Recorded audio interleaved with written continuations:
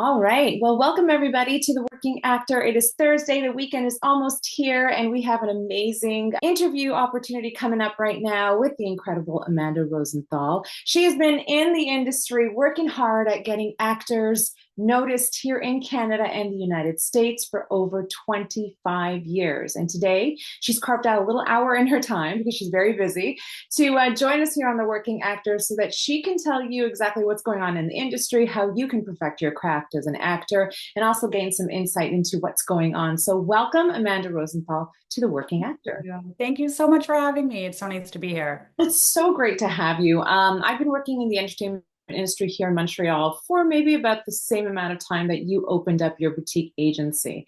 So I've known of you and the importance of your agency and how respected it is in the country and some of the actors that you represent as well. So I guess my first question to you is how did you know that you had the talent to spot talent? Okay. I don't know that I knew that. I was on a completely different career path and actually after university went and did an advertising program and thought that's what I wanted to pursue. And it was just such a struggle to get a job and I was looking for a job forever. And I was having a conversation with a very close friend of mine who at the time was an actor in Vancouver. And he just out of nowhere suggested that I would be good at this. Mm. He was like, for some reason, I just feel like you'd be a really good manager. I guess I'm kind of like nurturing and that's helpful. And so he sort of suggested it, which led me just start kind of looking into it. And I actually was interested in getting into casting at first. And so just on my sort of limited research that I did, and I had a friend who had a friend in casting, so I submitted a resume. She passed my resume along to an agency who needed a new assistant, and I got an interview and I got the job. So it was like one interview, I got it, and I don't know, I immediately loved it. I loved the actors at the agency. I just loved the whole world. And I guess it turned out that I knew what I was doing, but Of course. I don't know that I ever knew that. But yeah. You know, it's amazing because I always admire casting directors, talent agents, and talent managers just because they seem to have an eye for talent, obviously. And you represent an incredible roster of talent here in Canada. Can you remember what it was like for you when you signed on your first actor who was working very successfully in the industry and how that made you feel? Yes, I can. I mean, it wasn't my first client, but I do still represent that person, and it's been almost, 27, it'll be 27 years. Um, he was a child. So at the time, I started off at another agency and I was an assistant for a year. And then I started a kids department there because I was young and looked young and nobody would take me seriously except for children. So I started the kids department there. And yeah, I took on this one person just based on my instincts, like met with him and his parents. And I will never forget the first time he booked a job and also the first time he booked um, like an actual, like a bunch of days on a film. And the casting director was Tina Drusi actually called me. And yeah, I remember it clear as day. She called me and she was like, "Oh my God, he just blew everybody away. Who is this kid? Where did you find him? He's unbelievable." Yeah, it's just, and I think like, for me, developing a new actor is still such an exciting thing, and it just is so rewarding to Yeah. take someone who has no experience or has training or whatever it is and just kind of help build their career with them is just the most satisfying thing. I bet. Yeah. Yeah. Art Agency Inc. is a boutique agency representing all kinds of actors of all ages for film, television, commercial, animation. And you've been doing that here successfully in Canada, helping also actors break into the United States. So, when you do see an actor, what is it that stands out to you about their performance or about them in general that you think they have longevity in this career? hmm It's first of all, it's so hard to speak about longevity. I feel like Mm. in sometimes the most talented people, who I believe in so much are not working. And it's one thing that I kind of say to people all the time is that it's not a linear career path.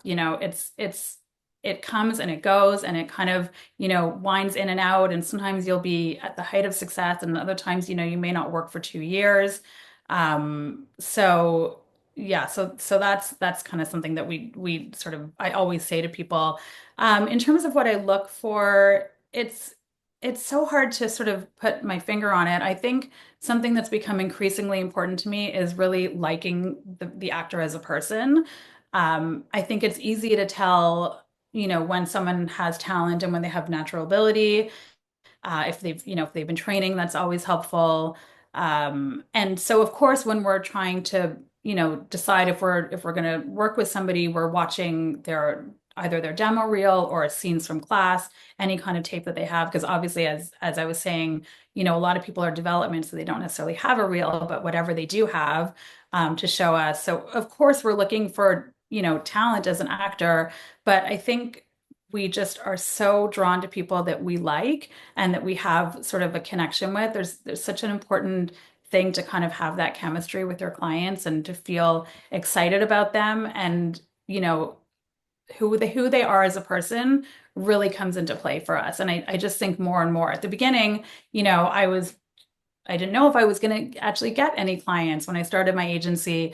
But over the years, I think we've just been able to be more and more picky about really loving the people that we work with. And, this is what we do all day, every day. And it's important to us that we're working with people that we like, that we're excited to hear from, that we're excited when they call us. So there's that. And I think also, for me, I really get drawn to people that kind of have different things going on. So, um, you know, people who are actors, but maybe they also have like a musical career, or they're writing, or they're, performing sketch on the weekends or stand up or whatever it is. I like when people are kind of actively creating work for themselves, and sort of creating a buzz for themselves and just sort of bringing something else to the table. And it doesn't even necessarily have to do with performing, it could be anything else exciting. I don't know. Can't think of anything right now, but yeah. So I like when people have a lot going on. Yeah. Yeah. But I guess it also helps you as an agent when they have a lot going on because it shows you it's a testament that they're really into it. They're passionate about, their craft and they want to keep growing and evolving and helping themselves succeed. Yeah, for sure. And I think it's like work ethic. And, obviously to do this, you have to be so committed and you have to work so hard at it. And, what we're doing is obviously one important part of it, but what the actor is doing is obviously the most important part of it. So, we never want to be in a situation where we care more about someone's career than they do. And that does happen. Yeah, So yeah, just like working hard, you have to work so hard at it. It's just sure. constant work. What do you think is the biggest misconception that actors have when it comes to getting representation or having a relationship with their agent? What is the biggest misconception or maybe anticipation that they have out of it? Hmm. Well, okay. I think first of all, one thing is, I think the relationship with your agent should be, it's a partnership. So I think one thing that, a lot of actors end up with, let's say when they have their first agent, is somebody who kind of scares them, and someone who, they kind of feel like they're working for the agent, and, really we're working for the actor, So I think that it's important to not just kind of accept that you're afraid of your agent. You should be on, it should be like an equal kind of partnership situation where there's communication back and forth. You're able to reach out to your agent and you don't feel afraid to reach out to your agent. So I think that's something that's really important, in terms of expectations.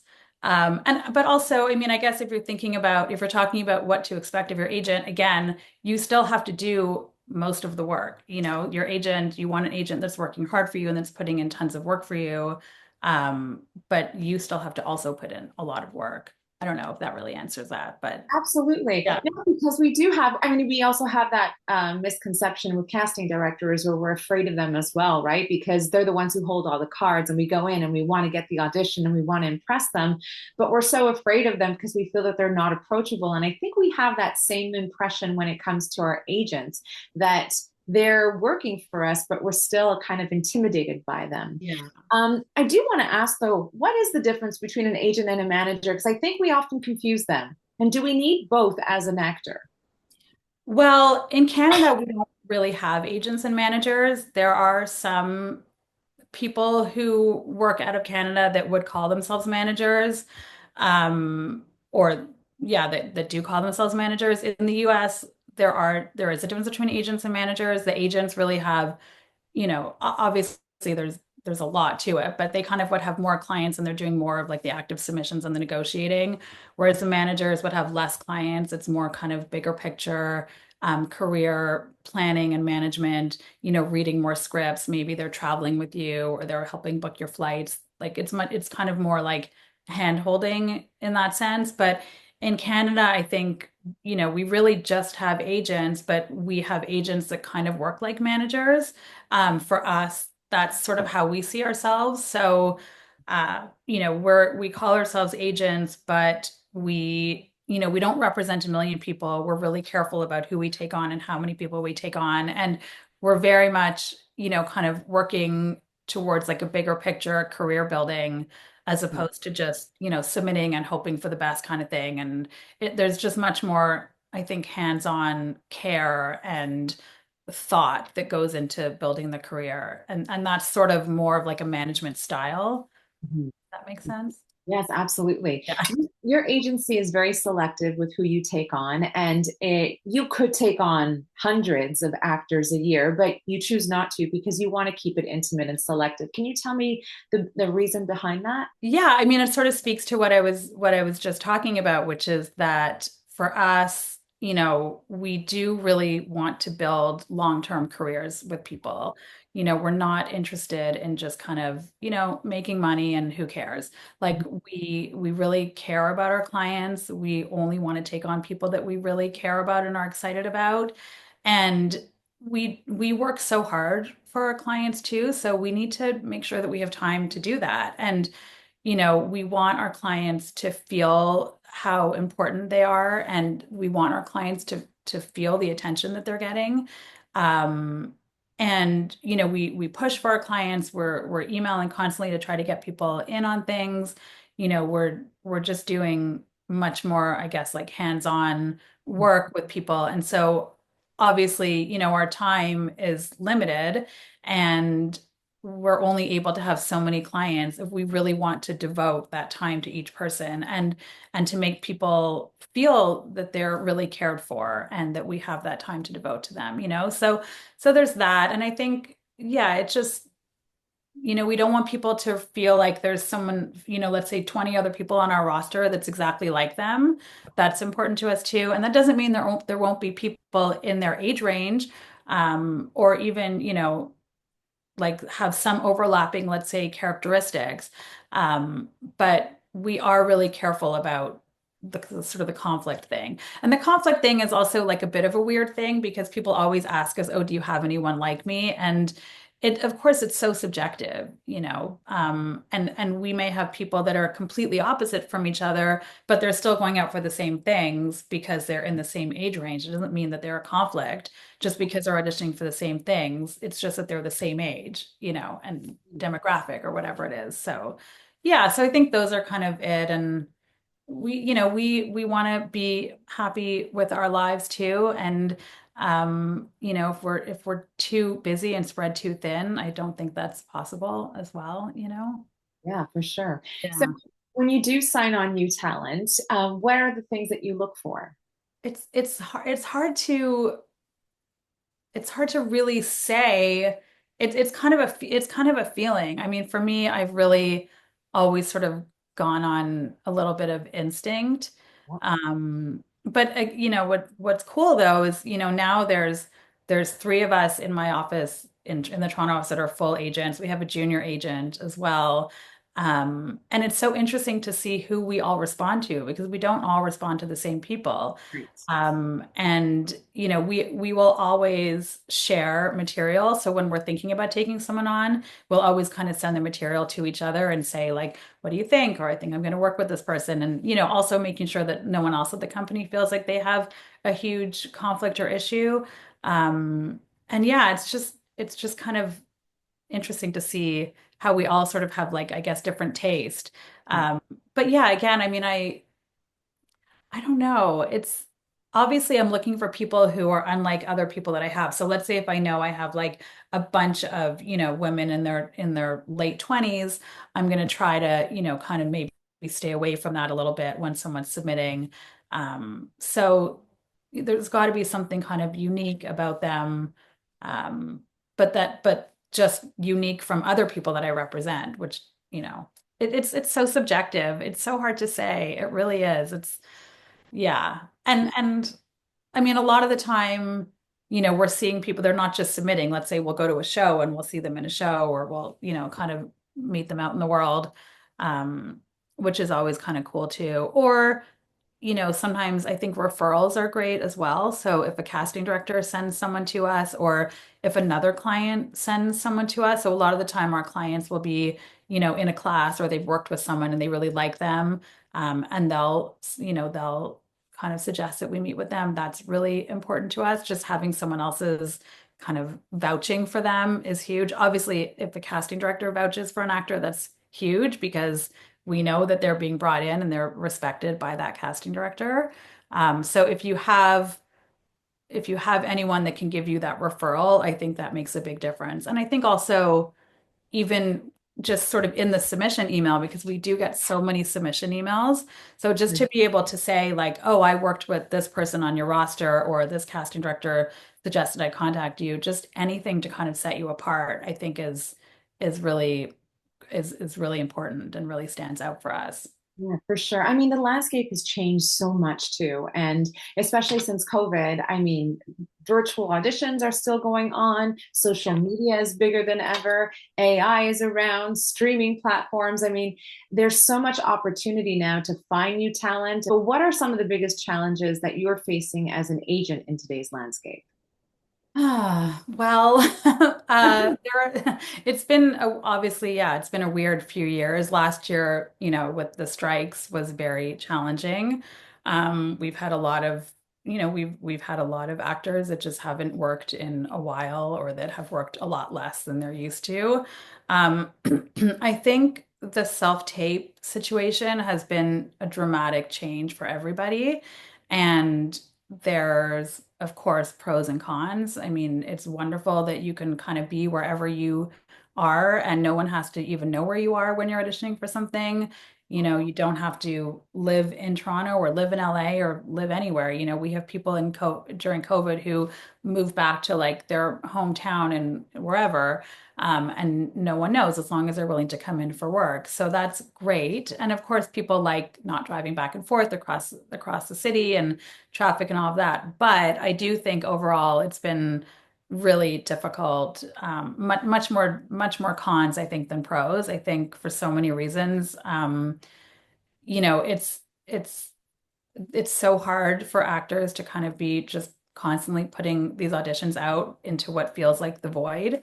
Yes. And we try to watch as many tapes as we can and at least, give feedback or acknowledge something, but we don't have time to watch every single tape. I mean, that would be a full-time job for us. So kind of someone watches it in the office and we try to watch, yeah, as I said, like as many as we can, but it depends on the day. But I know that's been really hard. And I think a lot of actors have kind of lost a sense of community. It's a little isolating. And I think it's just really hard to not have that, in the moment feedback from casting directors. And there are some Zoom auditions that are happening now and some in-person things. But I think just getting that feedback in the moment is so important. And the casting directors are so important, and I think that just it's great to do a tape, and if you feel really good about it, that's great. But unless your tape is exactly what they're looking for or close, so close that they're going to take the time to ask you to redo it, which I think is rare, you're losing out completely on that opportunity in the room for a casting director to say, actually, can you just tweak this or can you do this, one more take? It's just not going to happen. So I find that it's, even though you may have more opportunities because they're seeing more people because they can watch the tapes, it's much harder to book. Yeah. So that's been tough. And I think and I also think like I often think about the new actors who never had the opportunity to develop the relationship with the casting directors before COVID, who are now kind of coming into it and all they have is a tape.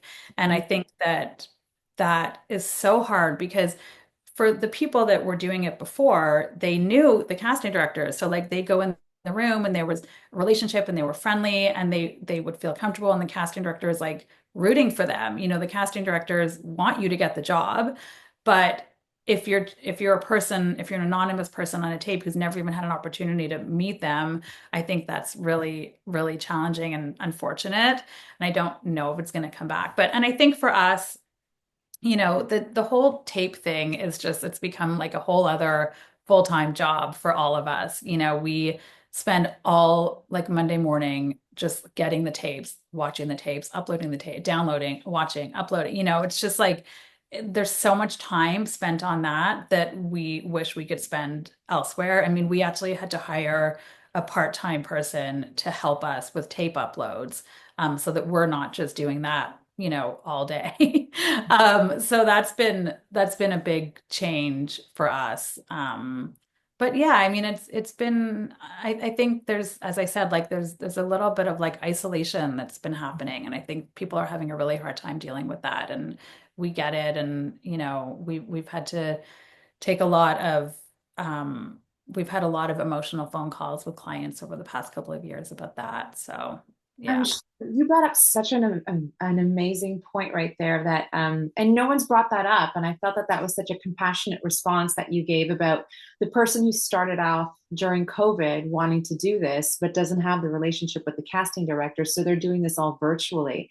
And I Yeah. thought that was just a big eye opener because it's true, it's kind of unfair for them because they've never been given that opportunity and maybe they won't have that opportunity.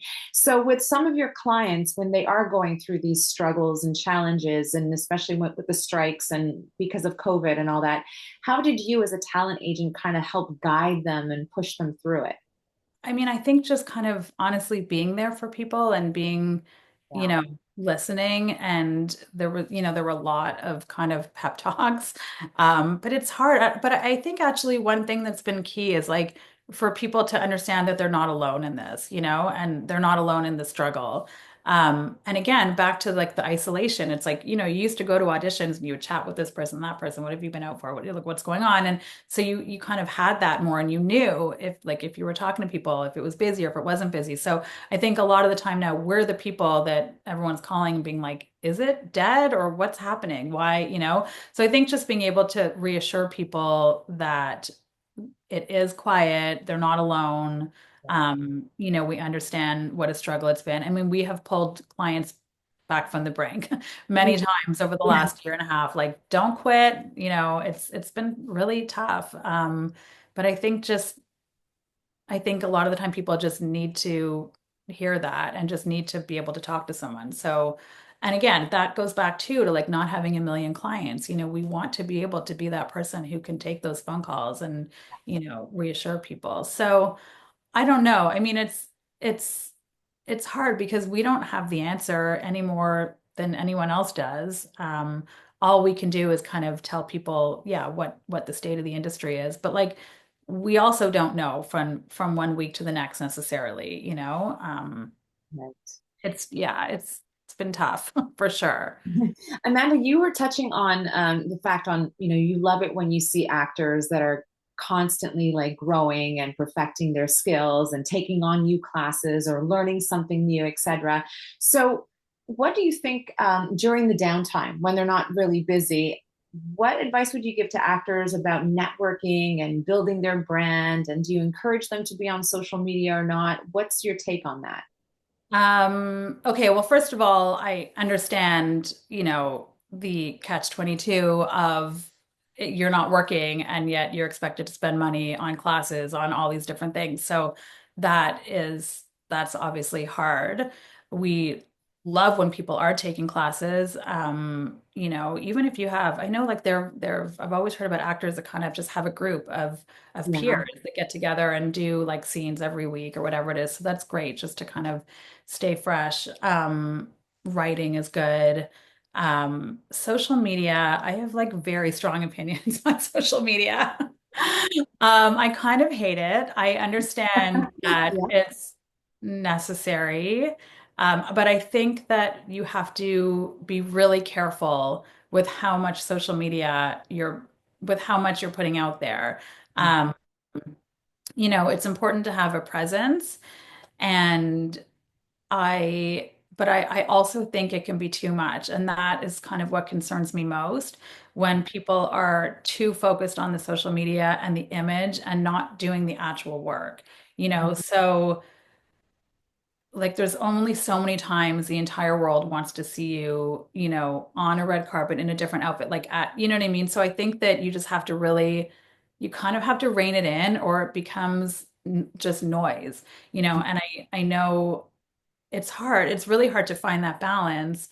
But I know like, casting directors will sometimes be like, oh my God, this person and the last thing you want is for someone to put you on to like mute your social media, because obviously that's exactly the opposite of what you're trying to accomplish. So I think just, not doing it too much. I think people think it's too important and just put too much emphasis and focus on it. And I just I think it has the ability to sort of like just actually be a detriment Yeah. to you and the image that you're putting out there, especially if it's like just image, there has to be substance. So I don't know. It's just it's a fine line, and I don't even necessarily know how to walk. I mean, I don't know how people walk it, but I know that I've definitely seen people do too much of it, and that's bad.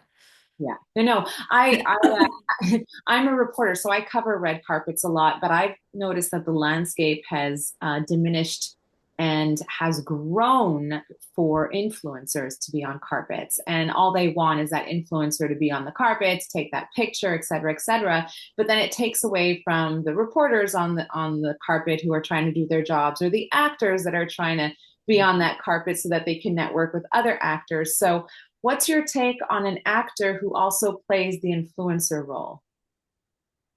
Well, oh God. I mean, I have clients who do that. I mean, I wouldn't say that they're an influencer first necessarily.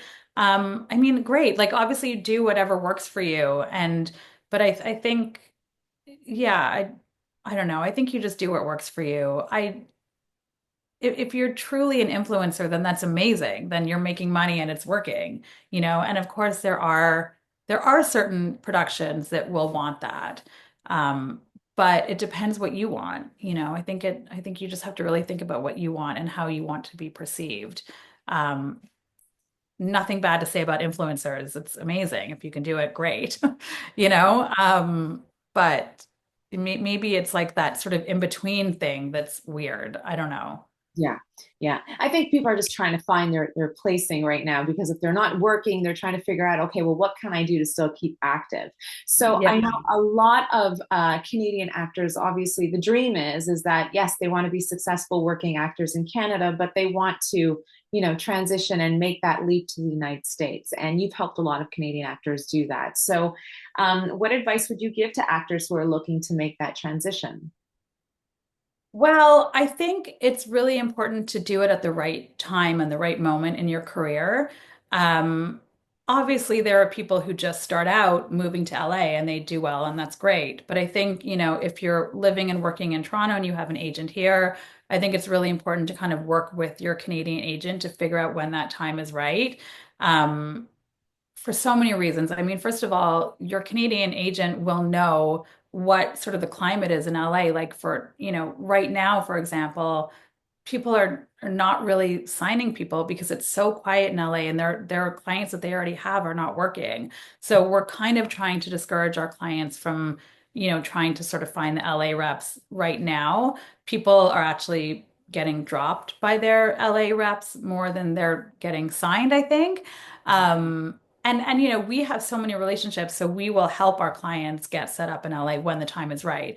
But it's so hard, and I think a lot of agents in LA don't even sign people unless they're a series regular, Mm. and and even if they are, they may not. So you just have to really go when the time is right. Like, do you have a current project that's out or that's just coming out, or do you have something exciting on the horizon, or what have you been doing? So it's like you have to really think about that timing, and do it at the right time. Because the other part of it too is like if you do it at the wrong time and you start submitting your material to a million people, you don't necessarily have another opportunity to do that with the same people because they will remember, or they may remember, oh, I saw this material before, I think I passed and before. So they may not necessarily take a second look unless something drastic has happened. So I think it's just really a matter of that, finding the right timing. And I think again, if you are working with your agent, I have so many people that I work with in LA, whether I share clients with them or I'm just friends with them over the years because maybe we shared a client 10 years ago, or maybe we've just never shared a client, but we always want to. There are so many relationships. And I think it's so important for your agent to kind of tell you who work with you to sort of figure out who they think is actually the right fit for you too. So you don't want to just meet with anyone for the sake of it. You want to meet with the right person for you. So when I have a client that's coming to me wanting to meet with LA, agents or managers, I will come up with a list of the people that I think are perfect for them and that also would respond to them. So I think it's just, again, like really important to, if you do have an agent, don't just kind of go off and sort of do it on your own, but like work with your agent to figure out who the right people are when the right time is. Um, and then also, figuring out if you need an agent or a manager or both.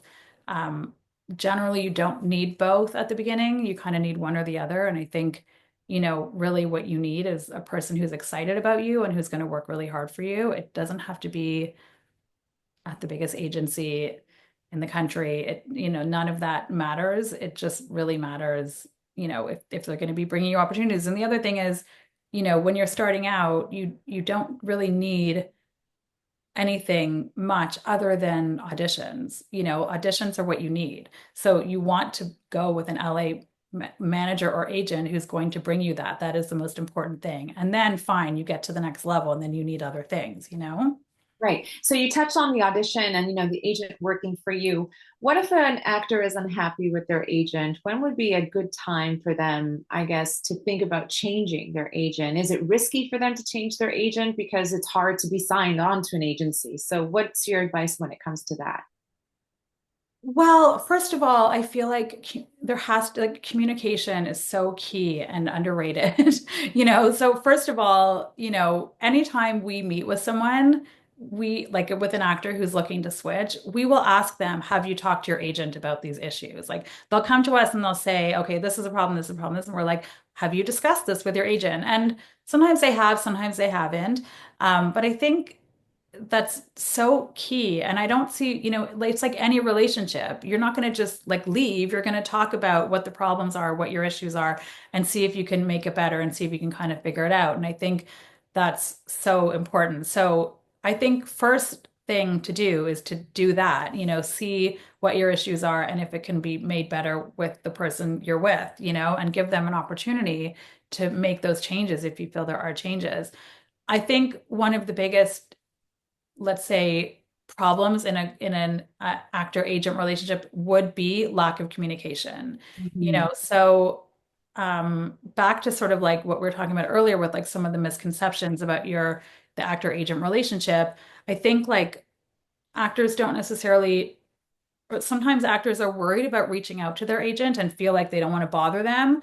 But if your agent is good and into you, they should want to hear from you, and they should be working with you to figure out what you want to do together and what any issues are. So I think, that's something that's just so key. And I think that the communication is if that I think it, so I think if that's falling apart, if you have kind of tried the communication and that's sort of falling apart, I think that is probably the time when, maybe it's time to move on.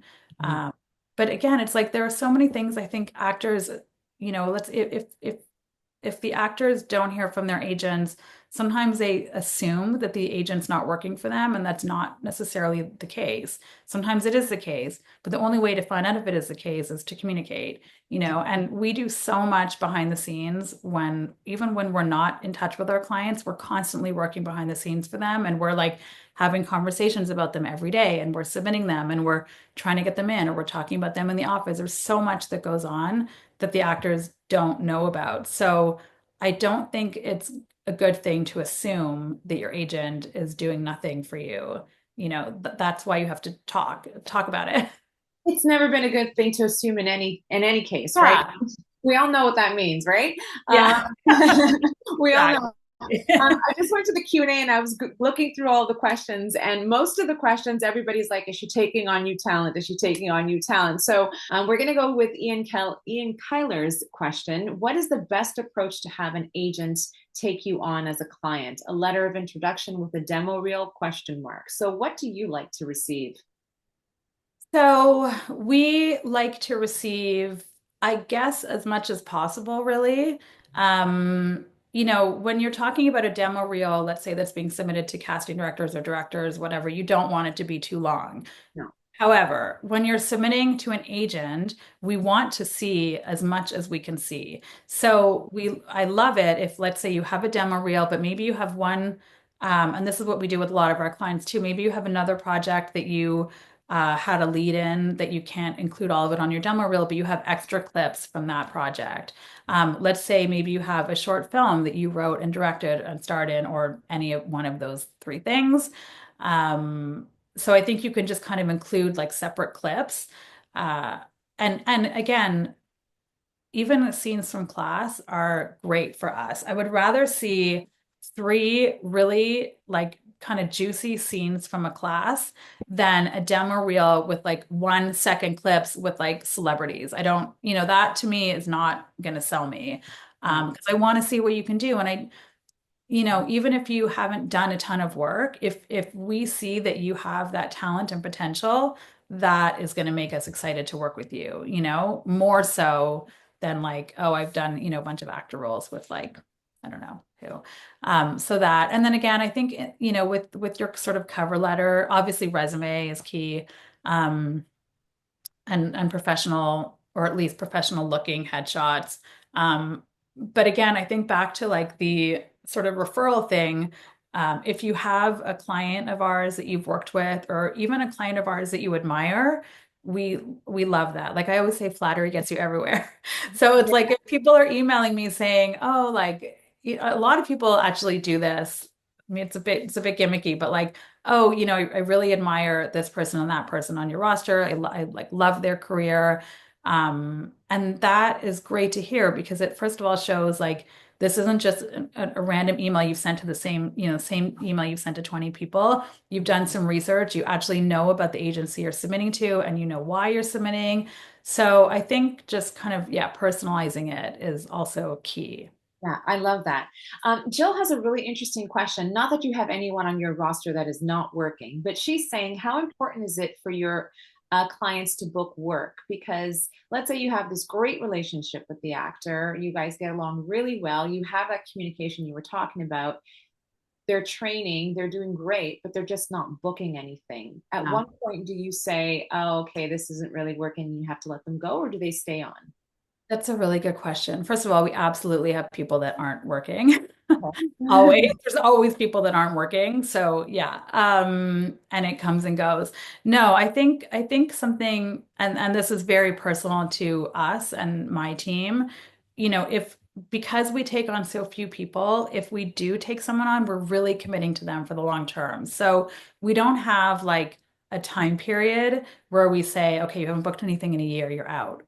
Never. Like that would never happen. I have so many clients that, I mean, I have clients I've worked with 20, 25 years, and they've had years where they haven't worked, and they've had years where they've worked constantly.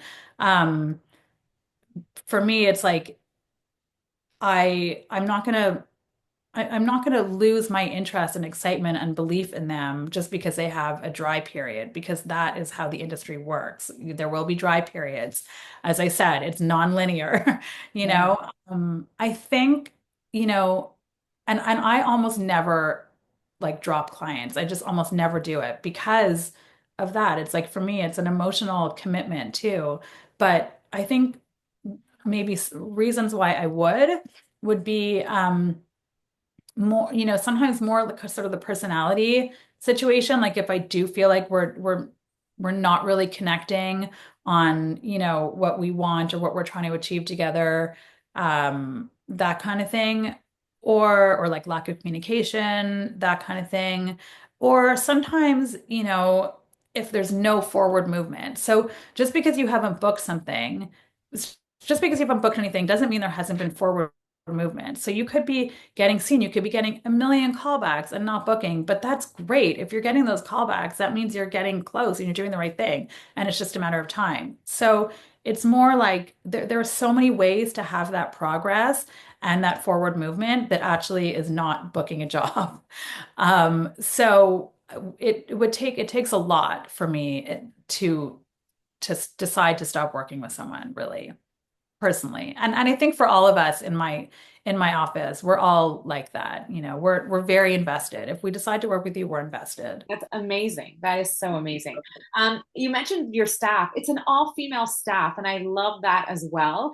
The logic behind that? I don't think it was necessarily logic. It's just been kind of a natural thing that's happened. Actually, it's funny because, and every time I interview, first of all, everyone who works here, basically, everyone who's an agent has started here as an assistant, basically. So that's sort of the path that we've always kind of had. But it just sort of happened naturally. What's funny is like a couple of years ago, I was, yeah, so every time I interview people, I do interview women, men, different people, all, yeah. And a few years ago, a couple of years ago, I was doing some interviews and I was really excited about this one guy that I was going to be interviewing, Ryan. And I was like, I'm interviewing this, it's going to happen. And so I get on the Zoom and Ryan is a girl and I hired her.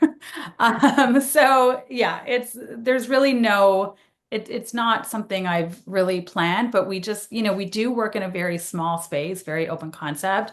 We're constantly talking and we're constantly together. And I think it just has worked so nicely. And, yeah, again, I'm not I'm not, closed to not working with only women, but it is nice to say that and to have that. No, I love it. I Yeah. love the whole power women phenomenon. So I Yeah. love that. Yeah. Amanda, this has been great. Thank you so much for joining us on The Working Actor. I have to say, a lot of the questions in the Q&A is people obviously want to be represented by you, and that is obviously a form of flattery because you're working hard for actors out there, and your boutique agency is very respected. So we are very, very thrilled that you made time for us on The Working Actor today to lend your knowledge and show us some of your support for the actors out there who are trying to make it. So thank you so much. Thank you so much. Thank you for having me. And yeah, I mean, just to speak to that, we do have a junior agent here, so you can always, submit to the agency. And yeah, we will always look at everything. We will look at Now we everything. know Mondays are the days that you look at all the tapes. You let us in on that. Yeah, don't send us anything Monday morning. Don't Not on call. Monday morning. Yeah, do Not not on Monday contact us morning. Monday mornings. Yeah. Thank you so much, Amanda, for Thank joining you us for on The having me. It's been Actor. so nice. Thank you. Thanks to everyone who joined us again here for another episode of The Working Actor. And thanks to Emily, who's in behind the scenes, who always produces the show. So thanks. Have a great weekend, everybody. Watch Wicked or Gladiator, which is coming out on theaters tomorrow. Okay. Bye, everybody. Thanks. Bye.